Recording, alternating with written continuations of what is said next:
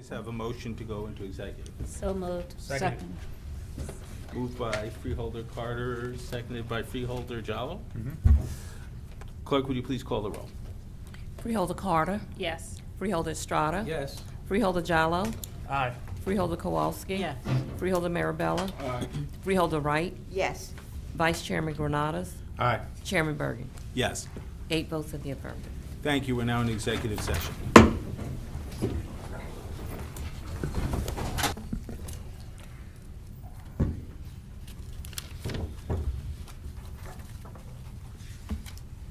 Could I please have a motion to return from executive? So moved, session? Mr. Chairman. Moved by Freeholder Mirabella, seconded by Freeholder Carter. Please call the roll. Freeholder Carter, Yes.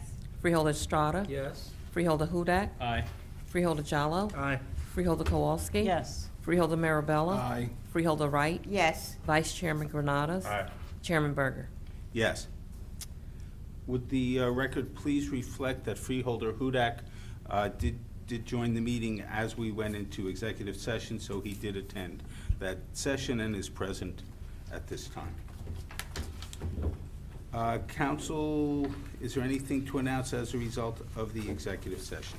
Nothing to announce at this time. Thank you, Mr. Chairman. Thank you. Then may I please have a motion to adjourn? So moved. Second. All in favor? Aye. Thank you all.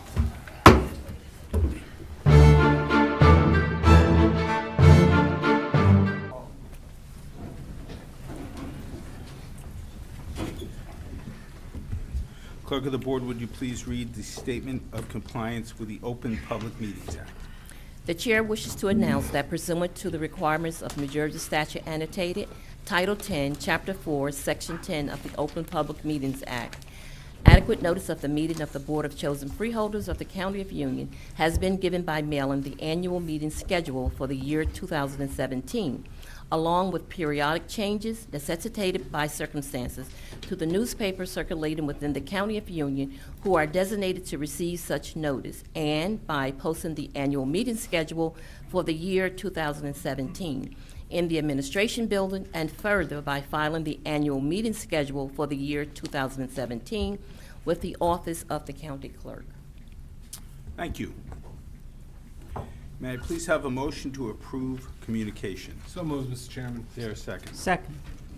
Moved by Freeholder Mirabella, seconded by Freeholder Kowalski.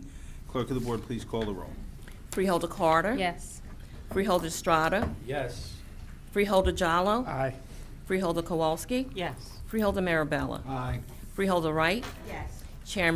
Vice Chairman Granados. Aye. Chairman Bergen. Aye. Chairman, you have 8 in the affirmative. Thank you.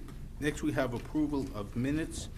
We have 7 sets of minutes going back through January and February. May I please have a motion to waive the reading and accept the minutes of those 7 meetings? So moved, Mr. Chairman. Is there a Second. Moved by Freeholder Mirabella, seconded by Freeholder Kowalski. Please call the roll. Freeholder Carter. Abstain on February 23rd, 2017 agenda and regular, yes to the rest. Freeholder Estrada. Yes, on all minutes. Freeholder Hudak. Freeholder Jallo. Aye to all. Freeholder Kowalski. Yes. Freeholder Marabella. Aye to all. Freeholder Wright. Yes. Vice Chairman Granados. Aye to all. Chairman Bergen. Yes, as to all. Chairman, you have 8 votes in the affirmative, with the exception of Thursday, February 23rd, 2017, agenda setting session. You have 7 votes in the affirmative with 1 extension. Thursday, February 23rd, 2017, regular meeting. You have 7 votes in the affirmative with 1 extension. Thank you, Madam Clerk. Next is the portion of the meeting where we open up for public comment on items that are pending, resolutions pending on the agenda for adoption only. If you wish to make a public comment, kindly state your name and your municipality of residence for the record. Let us know which resolution you're referring to, and please remember the 5-minute time limit. If anyone wishes to make a comment, please come forward. Seeing none? Wait to the end. I guess this is the end. Good evening, Chair Bergen, Bruce Patterson, Garwood, New Jersey. I appreciate you, because of the water main break, pushing the meeting back, because it was tough to get to from the water main break. So thank you very much about that. But, okay, page 2, number 296. T&M Associates getting another $2,100 for professional engineering services for a total of $182,660 for groundwater remediation and monitoring at the Veneeri Complex. It's a wow number. I probably mentioned it in the first resolution, whatever that was, but I don't know. I just want to point out, of course, that T&M Associates in the last 4 years has donated to the freeholders and their cronies $94,000 in political donations. 297, right below it, Mazer Associates getting another $19,700 for another contract total of $226,700 for professional engineering services for Mountain Avenue Bridge.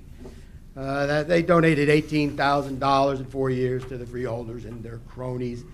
All these are just professional numbers. There's not a shovel in the ground from that. That's totaling $400,000. It's a lot of money that the freeholders, that the taxpayers are paying. Number 302 at the bottom. It's buying Vermeer parts. I guess that's a machine from North Atlantic Sales for not to exceed $40,000. I guess the question is a compost turner. I think that's the one that maybe you're buying recently, but why not to exceed $40,000? If you're buying parts, it sounds like you already know what it is. So the question is, why not to exceed? On page 3, number 307, $91,000 contract. Oh, it's increasing $8,980 to a security service, motivated security service for Cornerstone Behavioral Health. My question is, why are we paying for that? Why isn't Center Management, who owns the facility, why aren't they paying for that? And in addition, I guess, why are we buying a private security service when we have the sheriff's office, and one of their main purposes is taking care of security at our county offices, which this is part of it. Number 309, this is a very vague one, authorizing competitive contracting to administer services to the Family Justice Center. I'd really would like to have an in-depth explanation. What is that, administer services? Page 4, number 313, you're awarding history grants, total $22,000. I do thank you because I'm a history buff, and I appreciate you advocating for the history of the county. I'm just wondering, is there anything for Garwood in that? Could somebody say yes or no? How much, actually? On the same one, 315 in the middle of the page, Ray's Food and Ice Cream, $10,200. Is that they are paying us? That's the question there on that. 325, page 5, Senior Focus Initiative. It's a spending plan, $430,000. That's a lot of money. Just could you explain what the services are that covers this Senior Focus spending plan? I attend these the agenda setting meetings, and nobody asked that question. Page 320, same page, 5, number 326. It's a collective bargaining agreement with the PBA, Local 203 Weights and Measures. And my normal question on this is, could somebody please explain what the health benefits are in particular? You know exactly what I'm getting for about health benefits for life. I hope somebody could explain that. And that is all. This was a skimpy agenda, and I appreciate you not spending all the money in one meeting. Okay. 326 is the same health benefit scheme that all of the unions have had. Again, it's available. Not going to go through it all here, but the employees do kick in a good portion of that, and so on. So that is standardized across our contracts. 325, Senior Focus, Director Guzzo.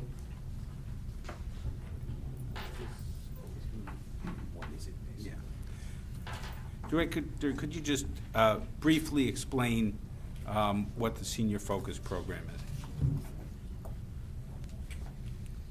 Through you, Mr. Chairman, Gladly. This is one of your initiatives, and it will provide, if approved, dollars up to $25,000 to municipalities that have senior-like centers or senior centers to buy those types of things that are necessary for socialization and other type of activities, but sometimes stress a municipality's budget.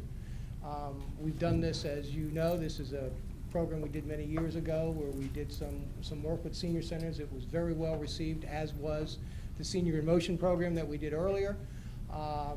The towns jumped at this immediately, were very creative with their responses, and happy to say that all of the towns are in it, and this will allow us to then start developing those contracts and looking at the work that's being done and get them paid for it.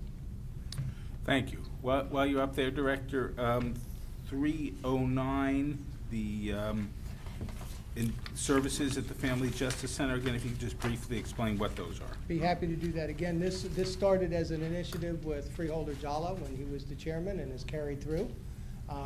It is a joint effort between the prosecutor's office, standing in the back of the room, and the county through the Department of Human Services. And what this will do was allow us to go out through competitive contracting and to find an organization that will be providing all of those ancillary and social services at the Family Justice Center, specifically for the Domestic Violence Center. So it is this is a program that is in other counties and in other states. It has worked very well in that you've got people coming into court. They file their motions, but the big thing is that a lot of people do not get those wraparound services to make sure that they are taken care of as they leave the court area. So this will provide those types of social services, whether it be housing, daycare, whatever the case may be, in conjunction with what has to happen on the prosecutors under this. So hopefully we're ready to start. The building, I believe, is slated to open around April 28th with a temporary certificate of occupancy, and we hope to be able to get this done during the latter part of the year. Thank you. One other item, please. 307.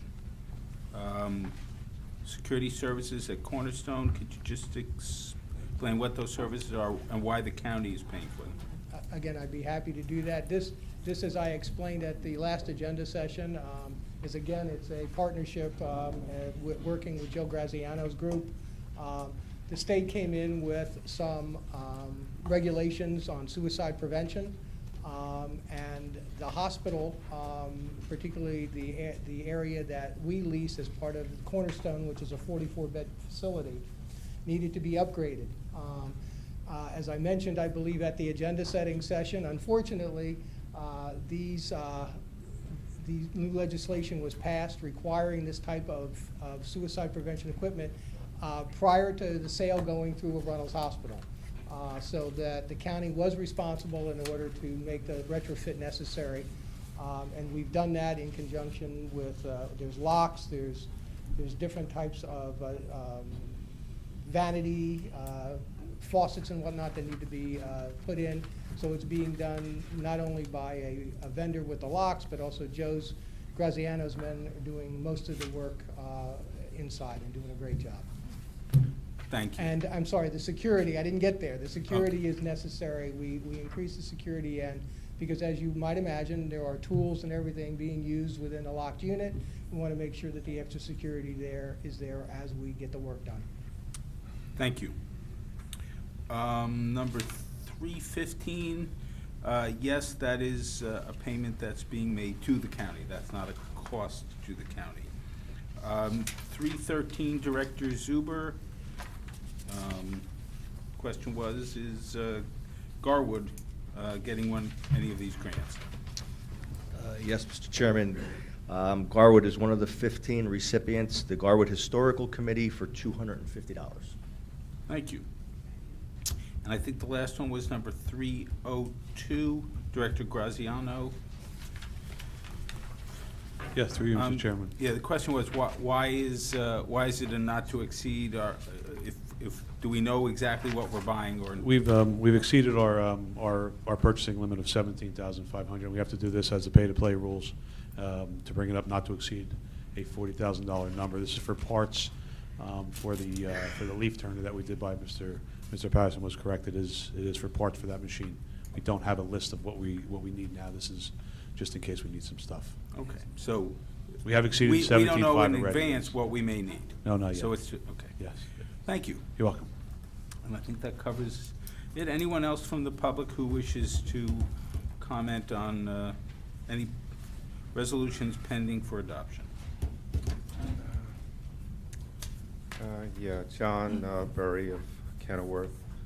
And this is just comments on 296 and 297.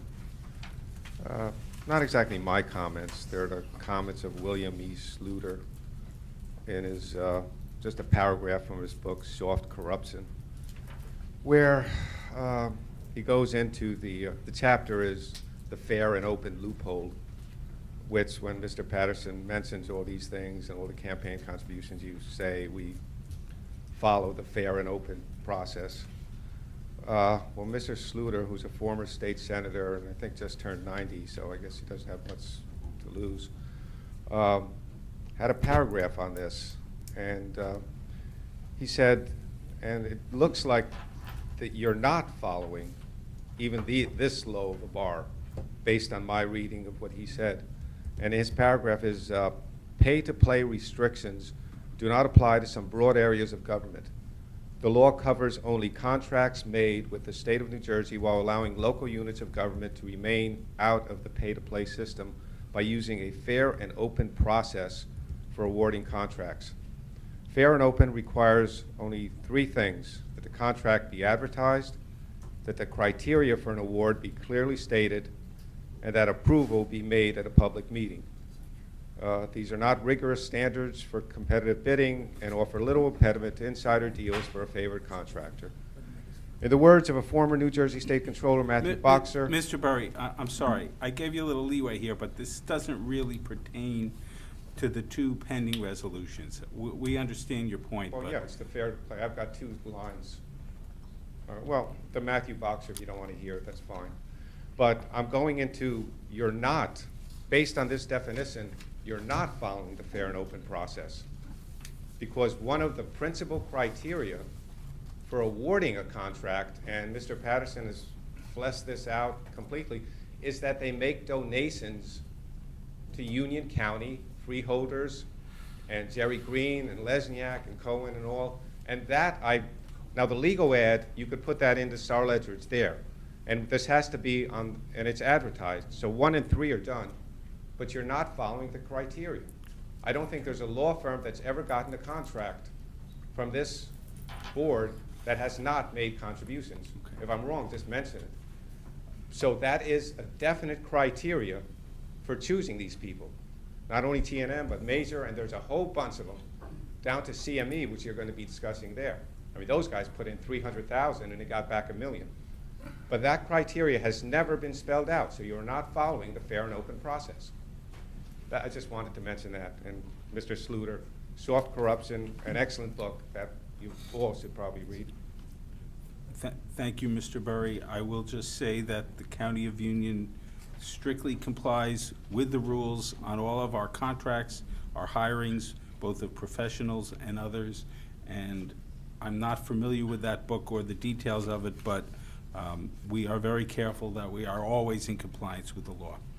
Thank you. Is there any other member of the public who wishes to direct their comments to the pending resolutions? Seeing none, I'll close that portion of the meeting and ask for a motion to adopt resolutions 2017-295 through 2017-338. Second. Moved by Freeholder Vice Chairman, seconded by Freeholder Carter. Clerk of the Board, kindly call the roll. Freeholder Carter, Yes. Freeholder Estrada, Yes. Freeholder Jallo, Aye. Freeholder Kowalski. Yes. Freeholder Mirabella. Aye. Freeholder Wright, Yes. Vice Chairman Granado, Aye. Chairman Berger. I abstain on resolutions 2017-310 and 2017-312 and vote yes on the remaining resolutions. Chairman, you have 8 votes in the affirmative, with the exception of Resolution 2017-310 and 2017-312. You have 7 votes with one abstention. Thank you. The meeting is now open to the public for purposes of commenting on any governmental issue that a member of the public feels may be of concern to the residents of the county. Once again, please state your name, your town of residence, and please adhere to the 5-minute time limit. If anyone wishes to speak, please step forward. Hi, everyone. Jamie Meiselman from Westfield, also the co-lead of the Union County chapter of Jorba, as you know. First, I'd like to commend the freeholders for removing from tonight's agenda the resolution proposing to eliminate bikes from the Trails Master Plan. You gave the mountain bike community a collective heart attack last week, so thank you for allowing that to settle and cooler heads to prevail.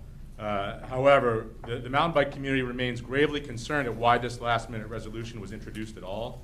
Since no explanation was given, I can only assume the resolution was a response to the controversy this issue has created.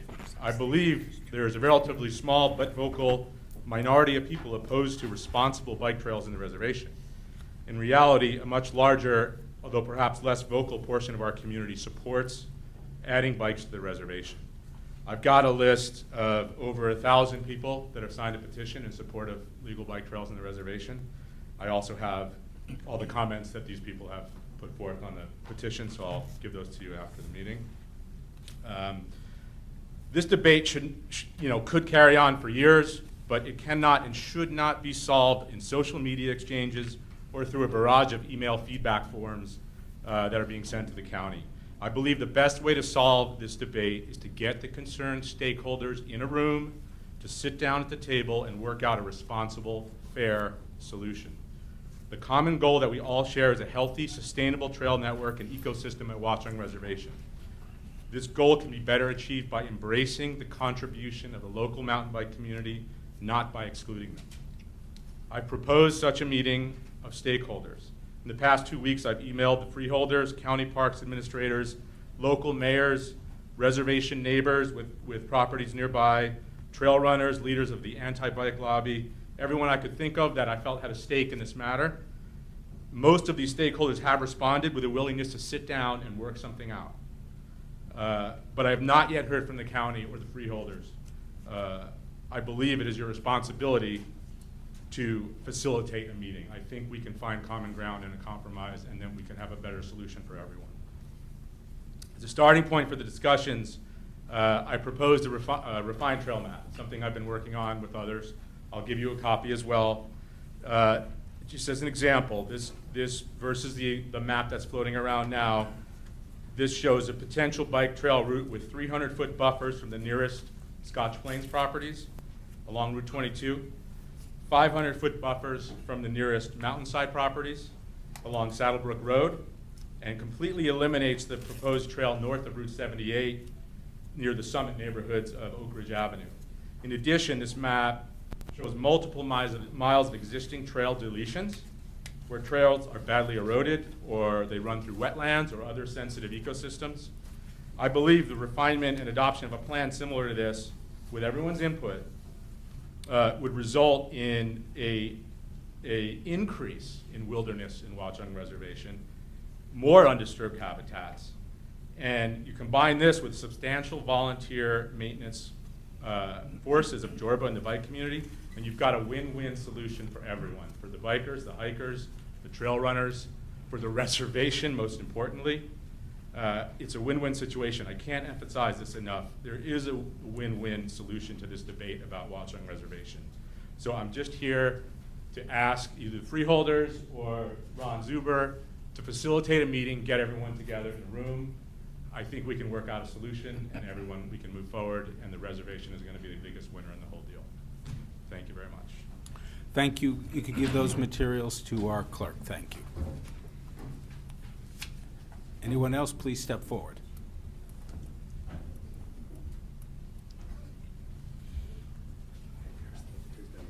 Okay.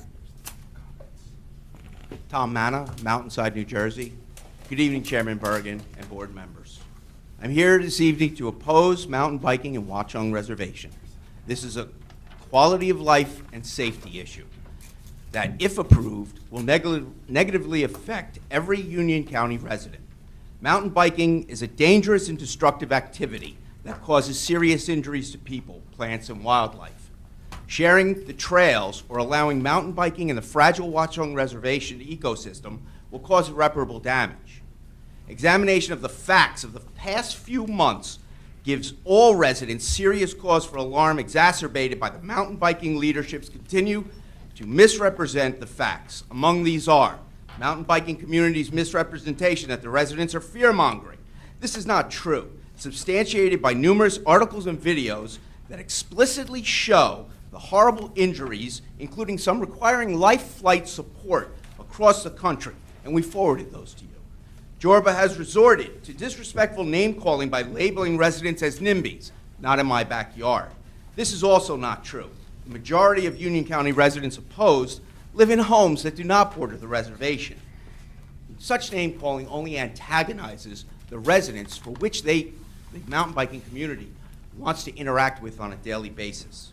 The mountain biking community has continued to misrepresent their activities as being sustainable on the ecology and landscape, with trails no larger than the width of a handlebars or 24 inches. This is a fallacy, and the very operation on the trails destroys the soil and causes erosion. These effects have clearly been shown by the pictures and videos we've continued to send you. And this happens where mountain biking is allowed to take place. We have also been told that construction has not begun. This we know to be false, and have provided pictures showing individuals already creating, making, and staking trails in the reservation with chainsaws. Finally, Jorba co-leadership indicates that their members are dedicated and knowledgeable. This is the greatest ruse they are perpetrating on this discussion. Mountain bikers have admitted in this very room, directly to you, that they continue to ride on trails clearly marked to prohibit motor vehicle and mountain bike traffic. This last point is the most serious indictment against the mountain biking community. While they profess to be stewards of the environment, mountain bikers are simply saying all the words that are not supported by their actions. Why would you reward such actions that the mountain bikers admit to with impunity and without shame? Make no mistake, these are not the partners that the county governance is being led to believe they are. I urge you to see through the facade and see that if mountain bikers are allowed to use Watchung Reservation, they will neither be sustainable or safe. The residents opposed to mountain biking in Watchung Reservation are even further concerned that these self-proclaimed experts, Jorba co-leader in particular, are offering designs that they are neither educated, certified, or qualified to produce to the Freeholder board via email. And I would like to talk about the email dated April 13th past. This email further shows evidence that the mountain biking community is attempting to lure this board into negotiating deals in order to gain access, bringing this dangerous and destructive activity to Mountainside and Berkeley Heights and the entire Union County population. If we are expected to consider such sketches as justification for the use of county property in such a destructive activity, we pray you don't entertain this seriously and the introduction of mountain biking through the use of handwritten schematics on a cocktail table made by engineering novices. We believe this offering by the mountain biking leadership provides continued credibility to our objections for not allowing mountain biking in Watchung Reservation. Thank you very much for your time, Chairman. Thank you for your comments. May I leave a copy of my comments with the clerk? Please leave them with the clerk. Can I respond since he's calling me out? No, I'm sorry, you may not. Just come to the mic and give your name, please. Hi, Troy Dahl, Mountainside, New Jersey. I was originally intending on just attending the meeting to observe it. I would like to say, though, as a resident of Mountainside, I do not know anybody that has that view before tonight. If you look at the post that the mayor put forth to you, I don't know of anybody that has supported that. The majority of people in Mountainside want this. Most of us want to be able to have a place where we can go locally. Many of us that do mountain bike, we'd like to be able to take our children to someplace locally without packing up bikes, taking them all the way down to 6 Mile, taking them out to Lewis Morris. We'd like our kids to have a safe place to ride. This isn't some dangerous activity. This is riding a bike on a trail, what many people did as children, what most of us did as children. We're looking to have that fair and equal treatment. Also, there's many people that just simply say, well, everybody has access to the reservation. Even if you can't bike in it, you can still hike in it. Lots of people can't do that. Lots of people have bad knees, bad feet. They're not able to do that. We'd like to be able to give them the ability to use the reservation, to enjoy nature like the rest of us do. That's all I want to say. I think that's more representative of the non-discriminatory policy that the vast majority of the residents of Mountainside would like to set forth. Thank you. Thank you.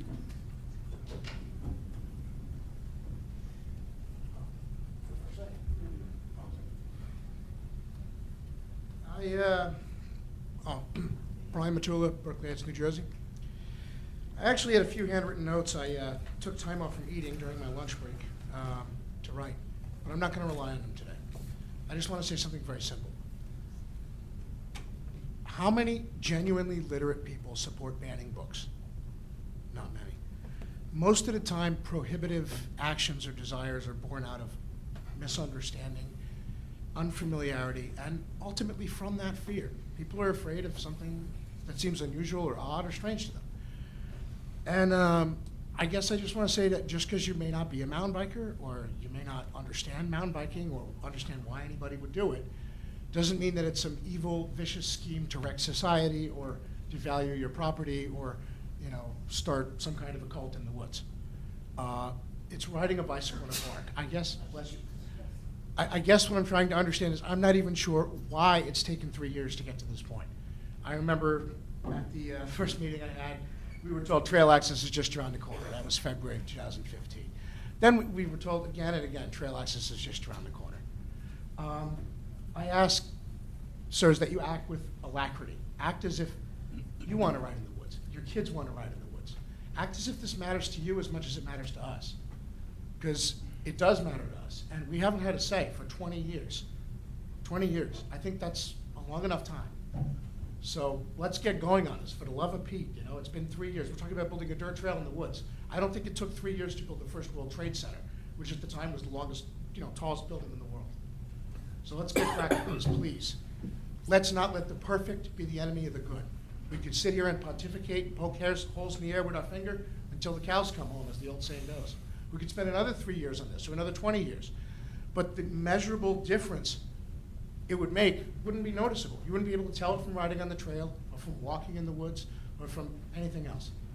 You know, let's get access. People have been denied long enough. We can iron out some bumps as we go, but the point is, you know, we have groups like Jorba, which has been offering its help for 3 years. We have a professional consultant that was hired by the county. We have any other county in the world you can look to in the state of New Jersey, except for Essex, I think. You would look at Lewis Morris Park, Chimney Rock, et cetera. We don't have to reinvent the wheel or resplit the atom. We know how to build trails. What makes a good trail is there for all to see. And so I would say, let's not let the perfect be the enemy of the good. Let's not dicker on this for another 3 years. For the love of Pete, let's get it done, all right? People just want to ride their bikes. I don't even know how this became a governmental issue in the first place. Thank you. Charles Weltner, Plainfield. Mr. Chairman, freeholders, Mr. Berry, and Mr. Fiala, there's a lot of talk recently about, well, Watchung Reservation is a big park, so why can't we just compromise? Maybe 13.5 miles is too much, but why can't we just have 5 or 6 miles? Aren't there areas that are not environmentally sensitive where we could have bikes? I myself used to think, wouldn't it be nice to be able to ride my bike on the old gravel roads that are in the reservation? But a compromise won't work, and here's why I think so. 3 Sundays ago, I went to Morris County Park, which allows bikes, to 2 Morris County parks, which allow bikes on certain trails. At the Torn, I walked on a trail where bikes are prohibited. In 20 minutes, 4 different men on mountain bikes passed me. At Lewis Morris, I found 2 jumps built across their bike course. The next day, I called the trail supervisor, Russ Nee, and had a very nice conversation. This is what he told me. Keeping bikes off the no bikes trails is hard. It's hard to police. Morris County, like Union County, has no park rangers. Their police department does have a bike unit and a mounted unit, which Union County does not. Mr. Nee said, we post no bike signs on the prohibited trails, but they are regularly torn down. When I was there, I saw no signs that said no bikes. The only way that I knew that a bike was not permitted was because it was on the trail map. He said, bikers are constantly creating new rogue trails. And he said, it's a never-ending situation, quote, close quote. He told me last summer a bike startled an equestrian who was thrown and severely injured. I asked if the equestrian was okay, and he sounded very dejected and said, no, she is not okay. He told me there is no speed limit for bicycles and there is no way they can enforce a safe speed. Sometimes bicyclists will be going so fast they pose a danger to themselves and to pedestrians. Jumps are not permitted. When I told him about the jumps I found in Lewis Morris, I heard him tell another park employee, we got some jumps in Lewis Morris. Then he said, we'll take care of it. Finally, he said, even though we have some Jorba members who help maintain the trails, we still get some mountain bikers who don't treat other people kindly. If mountain bikes are permitted in Watchung Reservation, even only a few miles of trails, or only in areas that are not environmentally sensitive or dangerous, they will be on hiking trails and on equestrian trails. They will be on cliffs and the escarpments. They will tear down the no bike signs. Our chief, Debbie, in Union County, told me a couple months ago that he thought that they were on their 4th set of no bike signs in Watchung Reservation. They will build jumps and obstacles. They have already built jumps. There are currently 2 jumps built, and I have sent you all pictures of them. I'll find it. Union County will have all the liability. This is the jumps they built up by Skytop.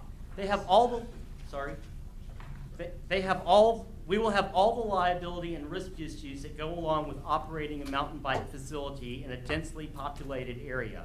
Do you really want your lawyers arguing in court that the county is not liable for some child's injury because the cliff he fell off was in a no-bike area? Do you want to have to argue in court about whether an illegally torn down no-bike sign on the path to the cliff makes a difference to our liability? Do you want to argue that Union County is not liable for a biker hurt on a jump because we prohibited the jump and we had no knowledge of the jump? Bikers have not obeyed the rules against bikes in Watchung Reservation in the past. I saw fresh trails, fresh tracks this Sunday in the mud. There's no reason to think that they're going to obey the rules if they are limited in the future. That's why we can't compromise. And regarding about whether or not waiting for the engineer's report, you know, the engineers will tell you how to build a bike path if you want to build a bike path. They'll tell you how to build Grand Coulee Dam if you want to build a Grand Coulee Dam. They're not going to tell you you can't build a bike path. That's your responsibility as stewards of the reservation. So I urge you to vote yes to Resolution 2017-329. And one other thing regarding the petition that Mr. Meiselman submitted. I'm sorry, time is up. Thank you for your comments. Thank you. You can't, thank you. Thank you. It's not 329. Anyone else wishing to address the freeholders this evening?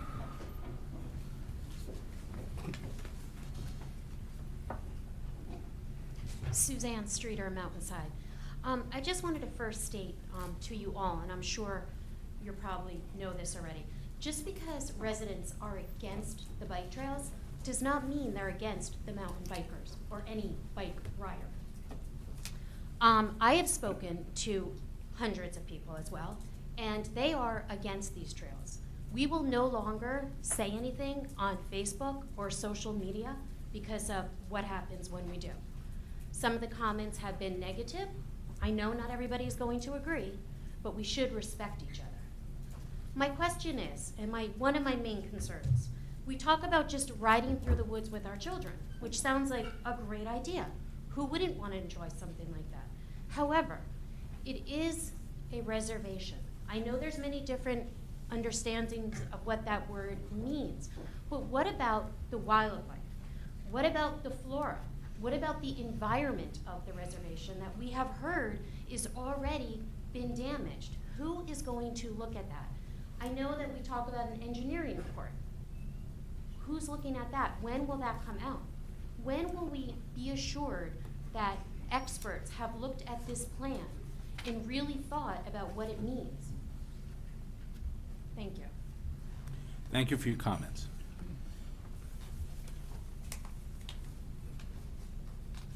Good evening. Thank you for this opportunity. My name is Margaret Southwell. I live in Fanwood. I have a love of forests and wildlife, and to that end, I joined New Jersey Invasive Species Strike Team 7 years ago in order to help keep my forest healthy. I was trained by them, and I have earned a license from the DEP to eradicate invasive plants. I also volunteer at the Great Swamp and have the privilege of working shoulder to shoulder with U.S. fish and wildlife biologists. The knowledge I gain from them, I bring to my work in Watchung Reservation. I am also taking a course at Rutgers called Environmental Stewardship. You presented me last year with an Environmental Hero Award. Thank you very much.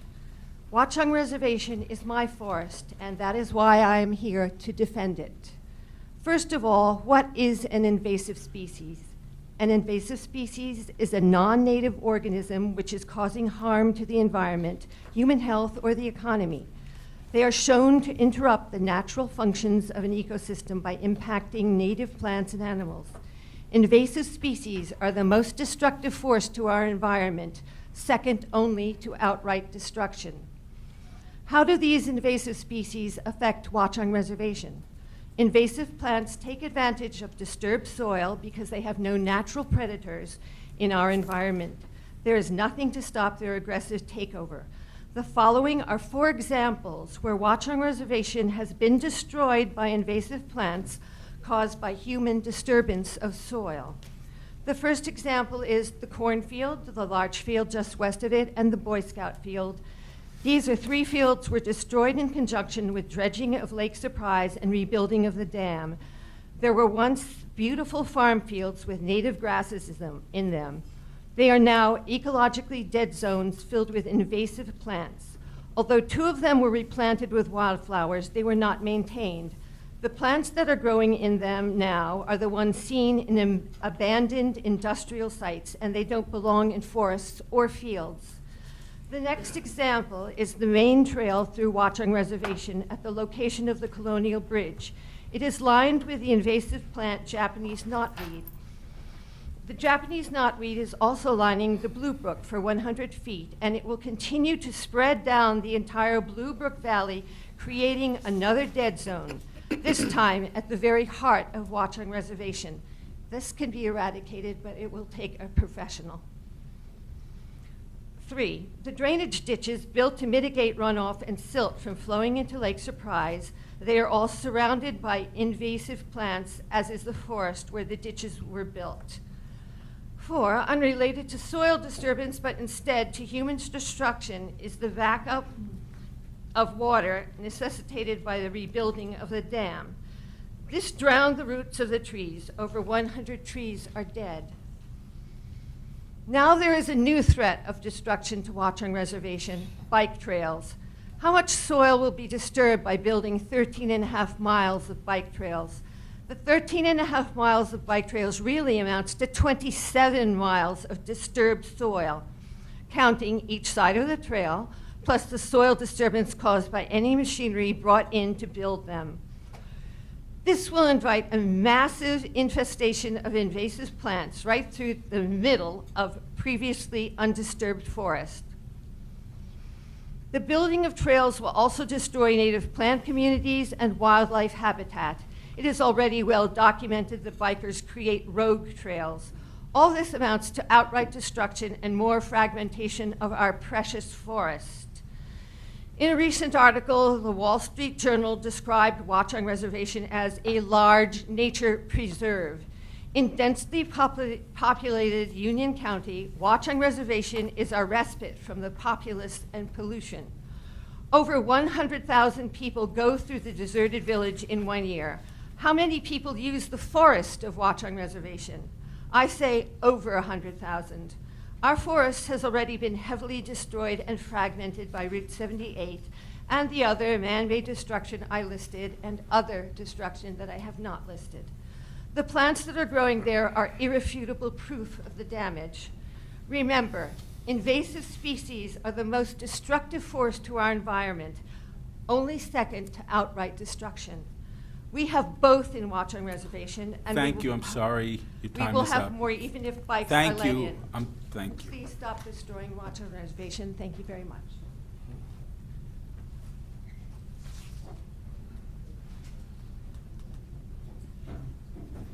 If you're going to speak, please step up.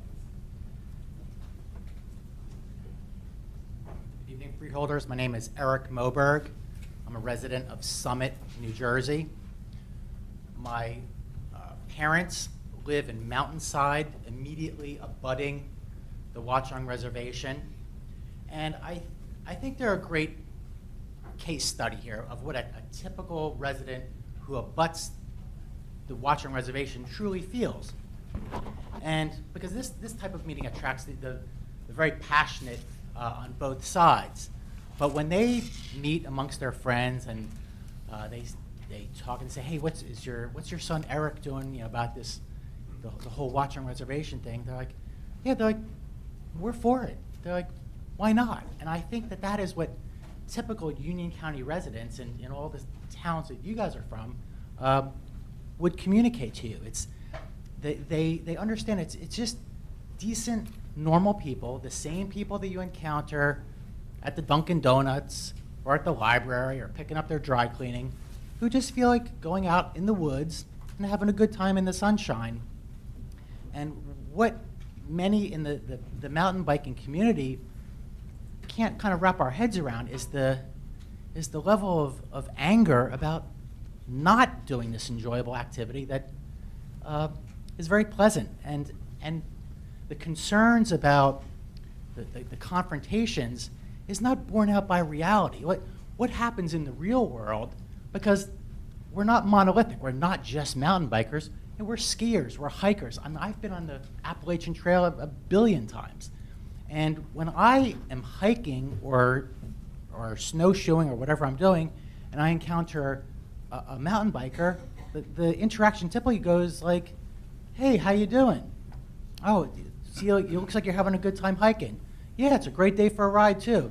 Okay, well, have fun, see ya. That's usually how it goes. And that's how it would go in the Watchung Reservation too. Thank you very much for your time. Thank you for your comments. Good evening. Nancy Pivovar from Plainfield. I'm sorry, your name again? Nancy Pivovar from Thank you. Plainfield. At the last meeting, I stood up as an advocate for the reservation. But it just didn't feel right about the mountain biking through the reservation, through parts of it that have not been disturbed since the logging went on way back when.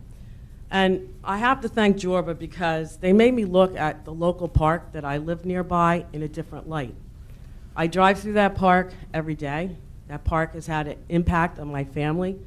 My brother, two of my brothers work in the science field, and it's probably because that they were able to enjoy a county park through their young childhood. But I have to say that the local park that I live nearby is neglected.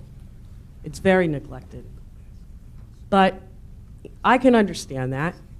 But what I can't understand is some of the pictures that I saw online that were sent with the trails being done already. They disturbed me for 2 days. I didn't get sleep. What is exasperating to me is the destruction that I saw in these pictures. I live in an urban city. I live where we have to deal with tagging all the time. But the tagging that we have in the town that I live in can be erased with spray paint. It can be washed away. It can be taken off the buildings. It can be redone. The tagging that I saw in some of these pictures is irreparable. It's not going to go away in my lifetime until somebody takes the time to cut the logs and take off the tagging. This is not the kind of behavior that we need in our county, in our reservation. It is not appropriate, it's inexcusable, and it's devastating to me because I live in an urban area and I have never seen tagging like this in my local county park. And it's infuriating to me that this occurred. It's also infuriating to me because I looked up the rules of the trail from the International Mountain Biking Association. And they have 6 rules, and I'll give them to the county clerk. And one of them is leave no trace. Well, when you tag, you left a trace. It also says never scare the animals. I don't believe an environmental impact study was done. There are threatened and endangered species up there. I am wearing a shirt of one of the endangered species, the threatened species up there. And I was assured by a biologist in the state of New Jersey that appropriate permits would be taken out before any work was done. And that was before I saw any of these pictures. Now, I haven't reported back to him, but I did take the time to order a bog turtle shirt from the state of North Carolina. Bog turtles can be this big. This destruction, how many bog turtles did we kill? How many bog turtles did we kill? Nobody knows where there's mapping. The state has a bog turtle project. We need an environmental impact study. You good people have the power to stop this. You also have the power to ask Crime Stoppers to put up a reward to find out who did the tagging up there. Because as far as I'm concerned, it's inexcusable. And if we need to, maybe we should get drones to see exactly what the damage is up in that reservation. We all own the reservation. You are the stewards of the reservation, okay? I understand the mountain bikers. I'm not against bikers, but I'm against the destruction of the environment. Thank you. Thank you.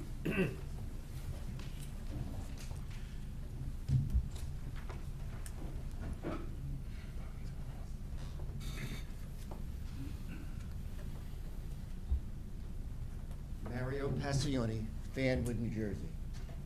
The only way to save Watchung is build a fence around it and don't allow any humans, okay? But I don't think the naturalists and environmentalists want that to occur. They want it as their park. No one else can enjoy it. I don't think it's a workable solution. You just put a fence up, don't let anybody in there. Does that make any sense? Thank you. Thank you for your comment. Any further comments this evening?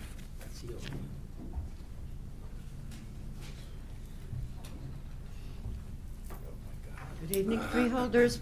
Barbara Kraus, Cranford, New Jersey. I have several questions for you. I know you won't answer them right now, but nevertheless, maybe you could think about them.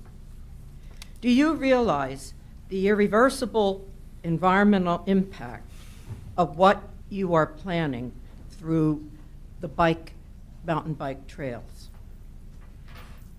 Do you appreciate, number 2, do you appreciate the magnitude of thousands of your Union County voters whose opposition to this plan to introduce mountain biking and the reasons why they oppose it? Number 3, why not an independent environmental impact statement that may not reflect favorably the wants of the freeholders, but be an independent one exclusive of CME? Number 4, Why sacrifice the exceptional beauty, safety, quiet, and serenity of Watchung Reservation for a use that is incompatible with it, as it is a passive reservation and not an active use park? Number 5, have you applied to the DEP for the appropriate permits and approvals? Number 6, are you aware that in the March 5th issue of the Courier News, there was a section where to mountain bike in New Jersey? 18 areas were listed, and 10 were within 30 to 40 minutes of Union County. And if you must, why not locate a bike course in another Union County park, and where the trails could be located with less environmental impact? Number 7, the total cost. Tell us, the taxpayers, we are entitled to know, including the study of CME, number 1, and number 2, the revision, and the construction. The Trailside Special Needs Project that you have already approved is an example of what you should be doing, not introducing an exclusive sport into the Watchung Reservation. We are not against mountain biking, but we are against the location in the Watchung Reservation. Putting one segment of voters against another by taking on the needs of this exclusive biking group. Number 8, you may be lacking in the appreciation and the knowledge of the total impact of the revision of the Watchung Reservation at your direction, and your legacy of Watchung Reservation as a natural habitat and as a nature preserve will be destroyed with the Watchung Reservation Master Plan introducing the biking.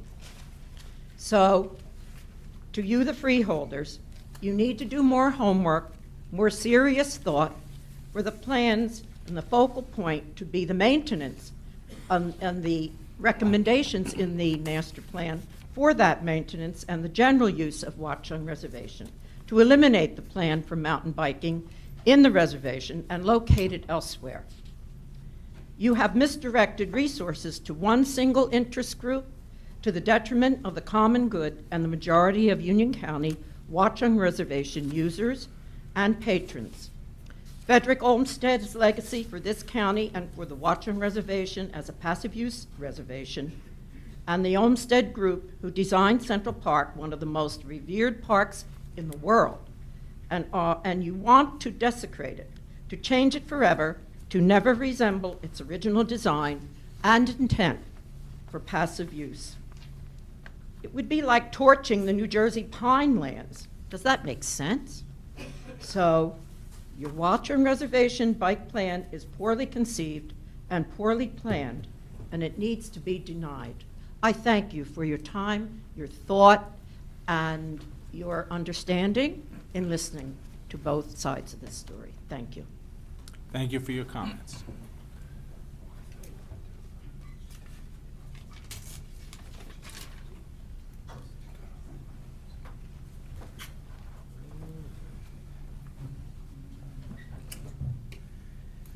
Good evening, Chair Bergen, ladies and gentlemen of the Freeholder Board, Bruce Patterson, Garwood, change of direction, of course. I guess a few comments first, but anyway, an environmental impact study or plan, Freeholder Kowalski seems to be an advocate of the BioBlitz all these years, so possibly she could take it on herself to satisfy whatever that criteria is. I don't know exactly what they're talking about, but she pushes BioBlitz. Maybe you can do it that direction. And also, actually, Ms. Kraus is correct, and I may have missed the resolution, but somewhere there should be a resolution where CME had received whatever amount of dollars to do this mapping out. So, that one, I don't know. If somebody could tell us what the cost is, I do agree with Ms. Kraus on that. Just one more thing, I guess, related. On the executive session, number 2, possible litigation, possible violations of law, and potential contract negotiations with CME relative to issues relating to the Trail Master Plan. And that's a very interesting item, some kind of impact. But I mean, if you could have Council Attorney Barry just explain what that was about, some kind of background of whatever the allegations are, how this came about, that would be good. I know you can't talk about the specific litigation, but somehow just some kind of background so everybody understands what happened to the shelving of that resolution and also the creation of a discussion in executive session. Moving along, reassessment. I've talked about this before. You know, I'm doing a little traveling presentation to all the towns. I've gone to Garwood, I've gone to Plainfield, I've gone to Scotch Plains, I've gone to Fanwood, I've gone to Roselle. Whenever time permits, it's really tough to come into all of them. But it's interesting, I'm getting positive feedback. I was at Scotch Plains. Unfortunately, the town manager wasn't there to hear. But, you know, I got very positive feedback. They in Fanwood seem to be most excited about it. But we're talking about reassessment costs being extremely high, a lot of money as to a total cost. You know, it's really guessing as to all these towns how much they do owe. But it's a lot of money. Bottom line, it's a lot of money. And I was saying the county is now increasing their surplus a lot from the operational costs of Runnels Hospitals, which they sold. And that therefore the county should be able to give a grant to these towns, and that's why the towns are so happy to embrace this concept. Just some facts that I've been telling. You know, we're talking about, like I said, the running balance total surplus at the end of last year was $66 million, which is 13% of the budget. I think it was Freeholder Estrada that mentioned that the AAA rating is based on the reserves, and that's great because that was a year ago, but in the meantime, you increased surplus another $7 million. So it sounds like you already have the AAA rating, so that extra $7 million you can easily give into the program of reassessment granting to the towns. You did mention one time that it was doable, so I hope you're considering that.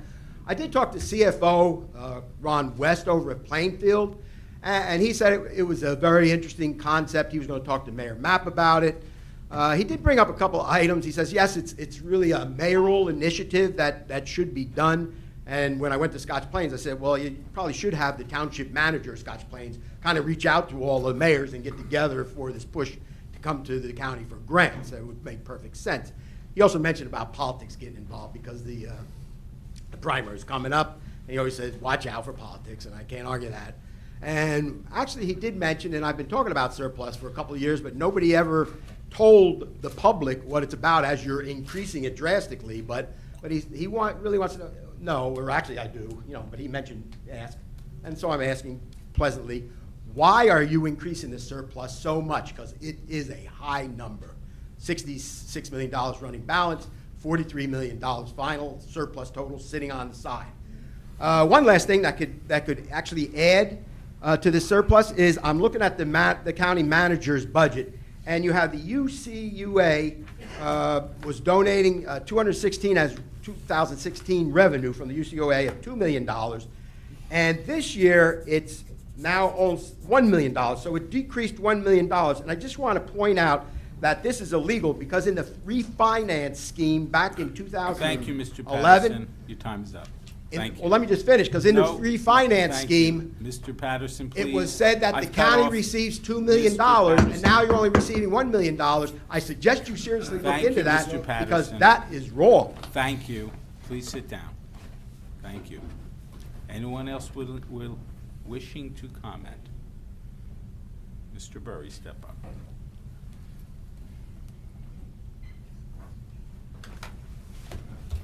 Yeah, John Berry, Kenilworth. I just wanted to finish up my point on this fair and open process. The two lines I wanted to get out were, in the words of former New Jersey State Controller Matthew Boxer, qualifying for the fair and open exception returns the local government entity to the essentially unregulated system of contracting that existed before the pay-to-play law. So that you're following the fair and open process, everybody realizes that's a joke. And you're not following because you're not putting in that stuff about having to donate to campaigns. Now, an example of the people you get from this fair and open process seems to be hitting you in the face, I guess, It's difficult to tell with this executive session. I think it's supposed to be clear what you're going to be talking about, but it just isn't. I'm guessing that you are planning on suing CME, which happens to be one of the pay-to players in the state. It's massive. They donate millions of dollars to a whole bunch of people. As it turns out, in Union County, the numbers are $300,000 in donations since 2014, and they've gotten over $1 million, about $1.1 million, from 2004 through 2016 for doing things like this that they may not be qualified to do. They're engineers. I don't know if they were ever asked, have you ever done a trail master plan? Now, this again is a guess. I mean, maybe CME is going to sue you for something. I can't tell. So it really should be clearer about what you're going to discuss. I don't know if there are any rules about this. But I'm guessing it's going to be something CME did, and it may put off the decision for a while as whether there'll be mountain biking or not. But this is a perfect example. There could have been hundreds of people in New Jersey qualified to do a trail master plan. But because none of those people donated to Jerry Green or Lesniak and Cohen before then, just a whole list that goes back and forth, they don't get considered. So if anything, don't take yourself so seriously with this fair and open loophole. It is a scam just to keep the money going. And you're awarding contracts to people like CME. And I don't mean to just put CME. There are there's scores of these people. You know, TNM, Alamo, you can just go down the list. And they're all, and nobody else is going to bid. It's an open secret. And again, the book is Soft Corruption. I haven't seen it in New Jersey. I got it in Washington, D.C. at the Politics and Prose bookstore. Maybe they're just keeping it out here. But it's a real eye-opener, and maybe you don't need an eye-opener. Maybe you could, maybe they kept you in the dark about this, but this stuff is going on, and it's raising our taxes beyond what it should be. All right, thank you. Thank you for your comments. Hi, my name is Kevin McGoey. I live in Summit, New Jersey. I've lived in Summit, New Jersey this is my 18th year, and I hike, I mountain bike, and I road bike, and it never really made too much sense to me why I couldn't go mountain biking in the Watchung Reservation. I think somebody before me talked about how there are X amount of parks within 30 or 40 minutes. And that's true, and that's where I go mountain biking now. I think the closest one to me is Lewis Morris, which takes me 35, 40 minutes to get to. And as a Union County resident that's on the edge of Morris County, that's about as quickly as anybody in Union County can get there. And I want to explain what that 30 or 40 minute means. Okay, so that's 35, 40 minutes. You have to multiply that by 2 because it's getting there and getting back. And then there's the process of getting the bike on the car and everything else. The reason why I explain this is for me to go for a 1 hour bike ride, I need a 3 hour window. I'm a 47-year-old professional. I don't have a lot of free time. My windows of opportunity are pretty small. I have a 11-year-old child that plays a ton of sports. I don't know if anybody else does, but when you're a parent and you work hard for a living, you realize you don't have much time for yourself. So the difference between that 35, 40 minutes is huge. Because again, multiply it by 2, it basically becomes 2 hours. So a lot of times what I'll wind up doing is I'll go for a road bike ride. Now, I enjoy road biking, but that on a multitude of danger is much higher than mountain biking, believe me. You're riding at a much higher rate of speed, and then you're on the road in our area with cars. And I'm sure you all know how people drive around here. The activity that I hear people explain when they talk about mountain biking and these jumps and everything else, it's just not what the mountain biking that we're talking about is. I don't know how familiar you guys are with it, but I average about 6 to 7 miles an hour on a mountain bike. And my top speed, if it's a wide road that's straight, I could get into the mid-20s, maybe 24, 25, but it's a very, very brief period of time.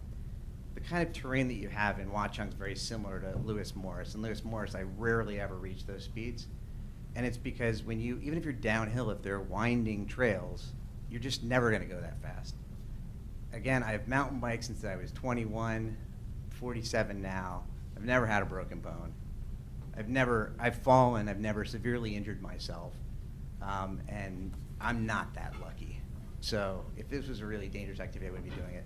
The other thing I want you to understand is the people that I see mountain biking, they look like me or older, the people that I go with. And I don't usually come to these things. Frankly, it's very hard for me to get here the time that you guys have these meetings. And there's numerous people that don't show up to these because, A, they don't know what's going on, or I talked to a lot of people today, they just couldn't get here. I don't fully understand why everybody's so against it, because from an environmental perspective, you guys can look at the facts. A mountain bike does no more damage than somebody walking on a trail. Does a lot less damage than horses. They talk about invasive species and all of that.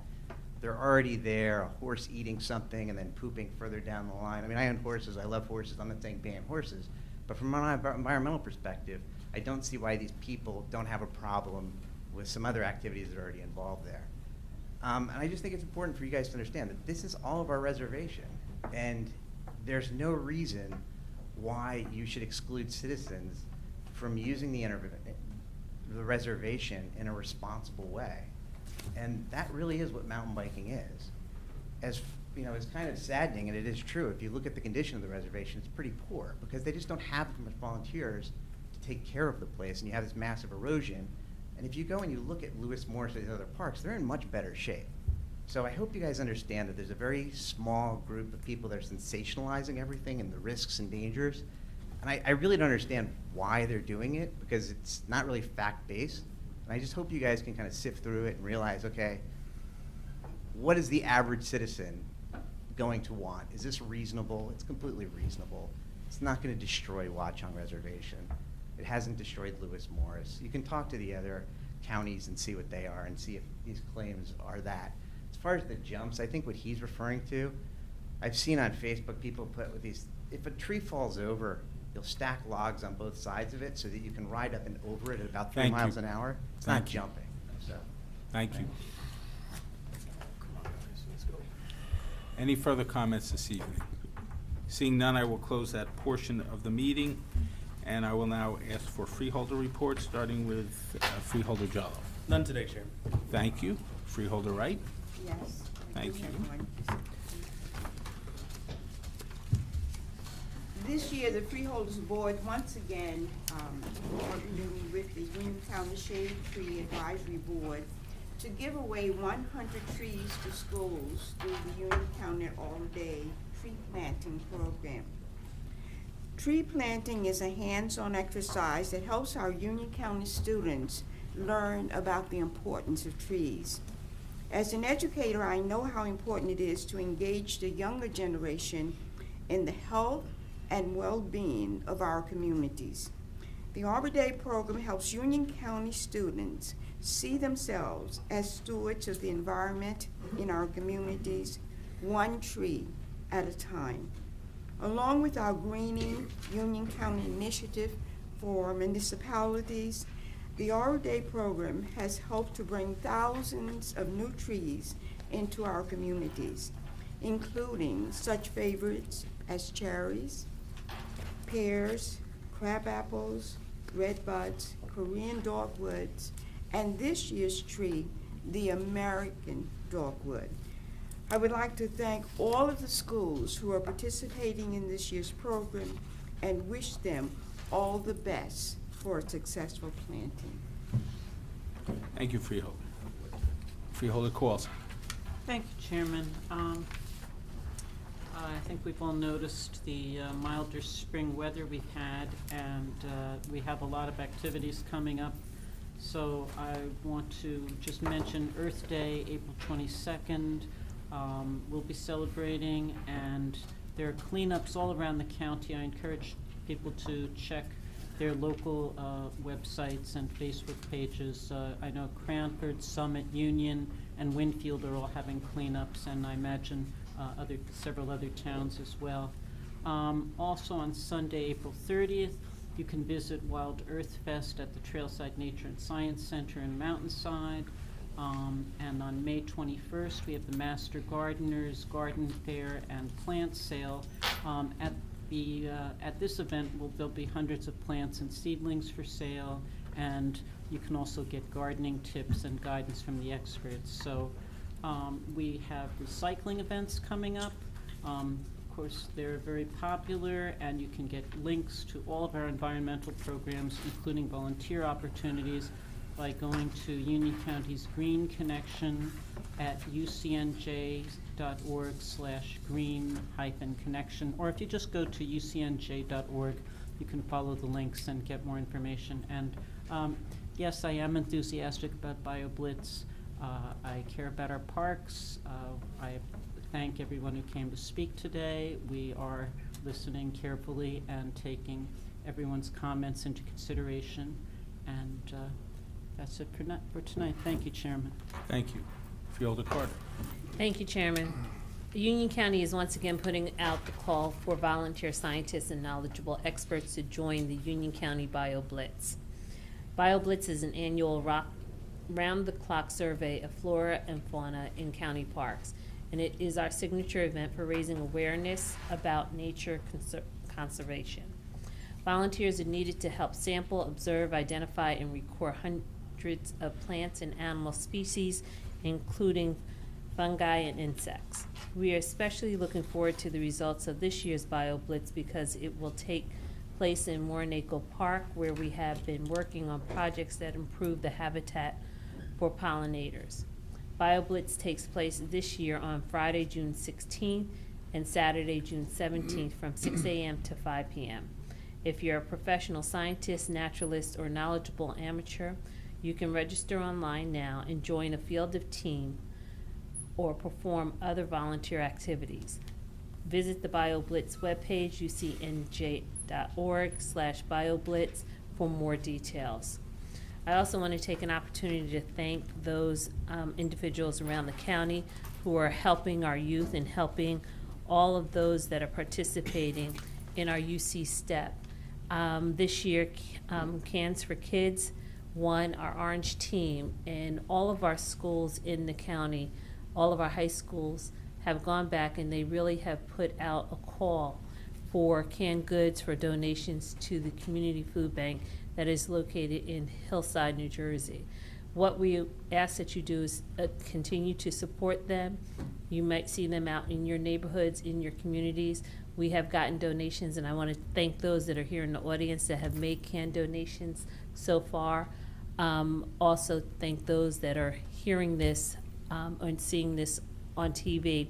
Thank them also for their donations and continuing to support our youth, because they are doing their civic part to give back to our community. Lastly, it's that time of year again when we're looking for all Union County women who own or manage a business in Union County or have aspirations in the business community. And we invite you to join the 5th Annual Union County Women Means Business Networking Seminar, an afternoon program of workshops and networking opportunities that bring Union County businesswomen together with experts on hot topics and role models for success. We are especially excited to be joined this year by a special guest speaker, Janice Huff, Chief Meteorologist for NBC4. Ms. Huff is nationally recognized for journalism and meteorology, work on behalf of children in foster care, and leadership as a mentor. She offers a wealth of insight and guidance to everyone who strives for excellence. Union County Women Means Business will be held on Wednesday, May 17th from 11:30 a.m. to 5:30 p.m. at the Clubhouse of Galloping Hill at Union County's Galloping Hill Golf Course in Kenilworth. The event is made possible by the generous support of Diamond sponsor Connect One Bank, Gold sponsor Kemper Sports, Silver sponsor Winning Strategies Washing, and Bronze sponsor Southwest and Supley Clooney and Company. For more details and online registration, please visit ucnj.org/UCMeansBusiness or contact Dina Massaros at dmassaros@ucnj.org, or you can call 908-659-7412.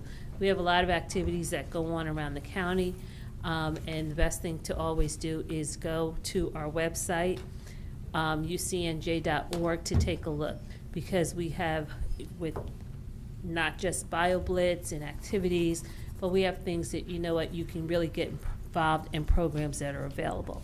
I also want to take an opportunity to thank those that come to the microphone and speak and give us their insight, their opinions, and how they feel. Because you know what, it is good to hear, and it's good to hear all sides, that we can make sure that we're making informed decisions and we're taking into account all of those that are around us. Thank you, Chairman. Thank you, Freeholder. Freeholder Estrada. Mr. Chairman, I will back my time. Thank Get you. it back, so. Freeholder Mirabella. Yes, thank you, Mr. Chairman. So after a not too bad a winter, but certainly beat up the roads a little bit, please note that our crew and the DPW are out there fixing potholes that have cropped up. To report potholes, it's very easy. You can call 789-3660 or go right to the county website at ucnj.org and fill an online form, and we will get a crew out there to fill that pothole and get that taken care of. The county roads, if anybody has a question of whether they live on a county road, there's a map there and there's a blue route that shows all the county roads. So please let us know. Our guys are out and ladies of the DPW are out working on the potholes proactively, but if you have some that you've noticed on a county road, please just let us know. And not much more for me, Mr. Chairman. I do want to thank Annie Kroom for stepping in our clerk's absence. Did a nice job, Annie. And with that, I'll conclude my comments. Thank you, Freeholder. Vice Chairman Granados. Thank you, Chairman. Today we had the great honor in voting for Union County Kids Dig In Grant. And as the chairman of the Open Space Trust Fund, I just want to make a special note of this and especially thank Vicki and her staff, along with the members who are part of the Open Space Committee, Freeholder Kowalski, Freeholder Jallo, and Freeholder Mirabella. For the first time ever, the Freeholder Board is announcing these grants at 32 schools in 12 county municipalities. The grant assistance covers establishment of community gardens, garden boxes, and their tools and equipment. It is aimed at educating students about gardening and fostering the growth and creation of community gardens at schools. Our goal is to teach children how food is grown, to educate them about nutrition, and to make them think about the environment and the world around them, including their own communities. I also like to point out that through the work of this committee, they made sure that a percentage of the produce that's grown from these gardens and schools is going to go back to local food pantries, local charities to help them out also, which I definitely think is great when you're showing kids about giving back to your local community and making a difference. So with that said, I just want to thank everybody in the Freeholder Board for supporting this and making sure this came to light for everyone in Union County and all our children. Thank you. Thank you, Vice Chair. County Council, any announcements tonight? No comments, Mr. Chairman. Thank you. County Manager. No comments, Mr. Chairman. Thank you. I'm just going to briefly re-mention the senior focus grants because they did get discussed a little, but I just want to make sure that everybody understands that these are grants from the county to 18 municipalities to assist in their services to their local senior citizens. The initiative is intended to improve the well-being and safety, that is the quality of life for our senior adults within the entire county. And so we're very happy to be able to give those grants to our municipalities. I also want to mention, last week I had the opportunity to, at least in part, participate in what's a rather unique experience. If you've been reading in the paper, and it's been there for a couple of years, but more recently, the Basking Ridge white oak tree, which is in Bernards Township. That tree is over 600 years old. And if you think about it, that means that that tree was growing before this country existed. So it's really pretty incredible to think about all the history that that tree has seen, including, they say, George Washington having a picnic under the tree. But unfortunately, as does happen, the 600-year-old white oak was declared dead sometime last year, and it does need to be taken down for safety reasons. But that's not the end of the story. I had an opportunity to be at Union County College last week when a tree that was grown from an acorn from the 600-year-old tree was transplanted from where it grew at Union County College to go back up and replace the great white oak up in Basking Ridge. We have to thank for this Professor Umbrello, Dr. Umbrello from Union County College, who has been collecting acorns from important trees for almost 15 years now.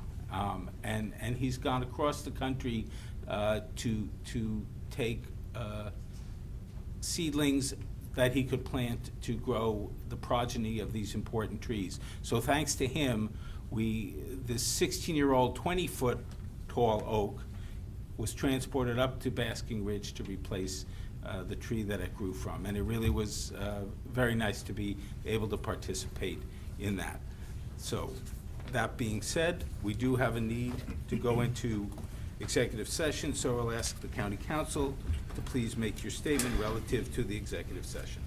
Thank you, Mr. Chairman. Pursuant to the provisions of the Open Public Meetings Act, the public body may enter into executive session for the purpose of discussing certain enumerated subjects. This board now wishes to enter into executive session for the purpose of discussing attorney-client privilege communications and discussions relative to ongoing negotiations, contract negotiations with CWA.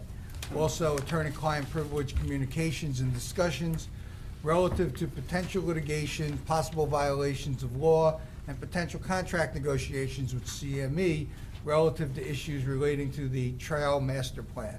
The minutes of the executive session shall be separated from the minutes of the open session. The minutes of the executive session, redacted as appropriate and necessary, shall be available in approximately 30 days. Clerk to the board shall retain the original minutes until such times the confidential limitations have been removed, at which time they shall be made available. Upon the affirmative vote of a majority of the members present, the board may enter into executive session.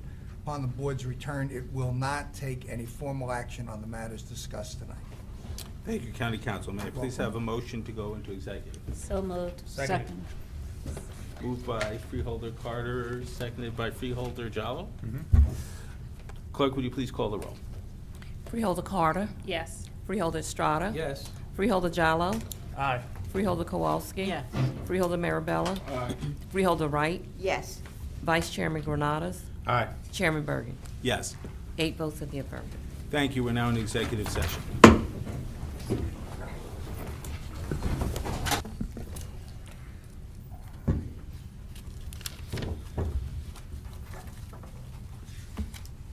Could I please have a motion to return from executive So moved, session? Mr. Chairman. Moved by Freeholder Mirabella, seconded by Freeholder Carter. Please call the roll. Freeholder Carter. Yes. Freeholder Estrada. Yes. Freeholder Hudak. Aye. Freeholder Jallo. Aye. Freeholder Kowalski. Yes. Freeholder Marabella. Aye. Freeholder Wright. Yes. Vice Chairman Granados. Aye. Chairman Berger. Yes. Would the record please reflect that Freeholder Hudak did join the meeting as we went into executive session, so he did attend that session and is present at this time. Council, is there anything to announce as a result of the executive session? Nothing to announce at this time. Thank you, Mr. Chairman. Thank you. Then may I please have a motion to adjourn? Second. All in favor? Aye. Thank you all.